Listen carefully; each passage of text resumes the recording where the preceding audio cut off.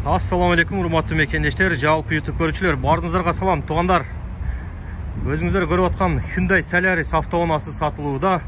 Машина боюнча айтып кетсем, туугандар, чыгарылган жылы 2019, страховкасы жок, лицензияга тапшырылган, эртең понедельник келет дейт. Кааласаңыздар өзүңүздөргө өткөзүп алсаңыздар болгудай, же болбосо ушул ИПда да турса болот экен. Туугандар, мына жеринде кичине чийилген, сынган жери бар экен.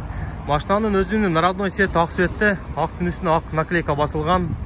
Басына келсек 930 миң дагы түшүп берем дейт.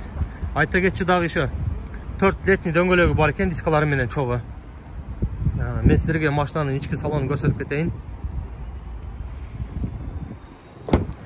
Кожаный чехолго кийгизилген, подогрев сиденья бар, стеклоподъемник бар. Алдында 4 стеклоподъемник, мультируль, круз-контроль, мультимедиа, кондиционер, подогрев сиденья, подогрев руль бар. Машинанын пробеги болгону 271.301 км жүргөн. Машинанын вин кодун да калтырып кетейин, өзүңүздөр текшерип, ээсине чалып, соданы кыла бересиздер. Машинанын ээсинин номерин мен видеонун алдына калтырып кетем. Өзүңүздөр чалып телефондон машинаны келип көрүп, соданы кыла бересиздер.